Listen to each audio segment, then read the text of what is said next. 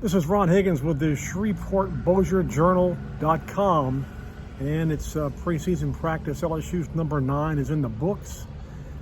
It's the first of, I believe, 6 practices this week. This is like hell week, really, for this football team. This is what separates the men from the boys week here. It's going to be hot all week.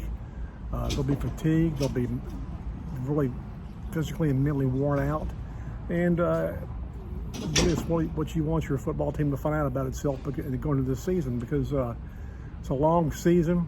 You do get physically, mentally worn out during the year, but once you get to mid-October, around the Alabama game just passed out, you're on fumes the rest of the year. So you're trying to pull it together. So it all goes back to those days in August, like right now, where it's hot as hell, and you're just trying to get through practice, trying to concentrate on your job and your assignments, and not bust them. And it's definitely a physical and mental battle of wills, honestly. And that's why preseason practice in Louisiana is a lot different than other places, I can tell you that, just because of the heat. Today we have to see 45 minutes of practice. Saw some 7-on-7, some 11-on-11. 7-on-7, Jay Daniels was 7 for 9 passing. Nussmeier was 4 for 6. Thought the slot receivers were really good today. Kyron Lacey, been here a year, transferred from Louisiana Lafayette. He's been here a year, and there's been a lot of talk among the receivers and defensive backs. He's one of the most improved receivers in this group. Also, again, Aaron Anderson. I know I talk about it every time I come on these things. I'm talking about Aaron Anderson. Aaron Anderson, the Alabama transfer at slot, he's tough to deal with. He's tough to find. He's like 5'8", a little water bug, fast, tough to get a hold of. If he can continue to catch punts, in practice, he should get that job for games, and I think also kickoff returns too. They're going to try to get the ball in his hands a lot. It's up to him whether he keeps that job or does well in it. If he holds on the ball, he's going to be hell to deal with. Talked to several. I know one other thing. Deuce Chestnut again, Syracuse transfer. Again, it's like every time we're out here watching something, he's breaking up a pass, and he broke one up today. He's come along nicely. But the guy that, even afterwards, we talked to several players afterwards. You'll see that my videos on that, and several players we talked to. Probably the freshman that's probably had the most impact so far is defensive back Ashton Stamps. Almost all the DBs, the wide receivers, talk about Ashton Stamps, a freshman who apparently is ahead of the curve. I think yesterday, Matt House was talking today about how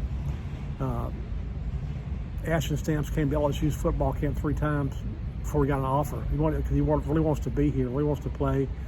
He did a good job in the offseason putting on weight. Safety Greg Brooks today said he's ready to play. And again, that's a guy almost every time we're out here watching.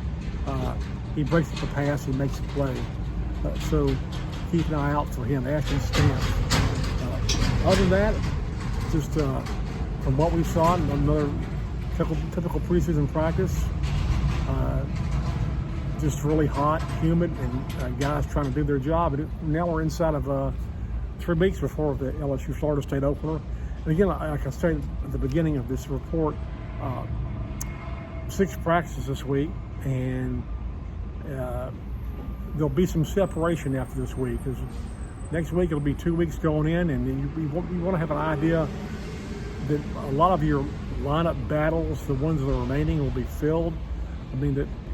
There's still maybe some questions at cornerback, even though it looks like Deuce Chestnut's a sure thing. That's one. Probably the Alexander, Southeastern transfer is another. At center, Charles Turner, Marlon Martinez, probably Charles Turner. Running back is all over the place. All over the place, running backs. They got so many of them. There'll be a rotation of them. You can't do it alone in this league anymore. Maybe once upon a time, you could have a big stud like a Herschel Walker or a Bo Jackson, somebody who can carry the load. of Charles Alexander at LSU back in the late 70s, who at a time when football was mostly about handing the ball off and running out yardage, but now you got to have a back who can also catch the ball, do a lot of different things, make plays in the open field, and so they're going to use a lot of different backs.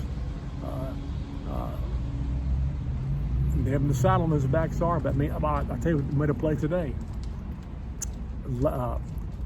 John Emery Jr. Yes, he did. John Emery Jr. on the last play of last play we saw, one of the last plays we saw in 7-on-7, from true freshman Ricky Collins, caught a 65-yard touchdown pass. Looked like a wheel right out of the backfield. Ricky Collins put it on the money. Defensive back took a bad angle, and John Emery took it to the house, 65 yards. So I think he'll play a major role. Again, I think ball security has been a deal with him. But last year, when he got in the game, he played well for the most part. But they have so many backs and so many different ways to use them. That's a huge advantage over last year. As I said, other reports, they just simply have more pieces to play with this year. And I think that'll benefit their offense. That's it for practice number 9. This is Ron Higgins for the Shreveport-Bossier Journal.com and theronhiggins.com. Also, don't forget to go to my YouTube channel, Ron Higgins. You can subscribe to it. I would appreciate it. It's free, but you can subscribe to it. We'll have all the practice video. We couldn't shoot videos today. We weren't allowed. But the days we shoot practice video, it's up there. All the interviews, everything will be up there on Ron Higgins, my YouTube channel. I appreciate y'all, and we'll talk to you again tomorrow.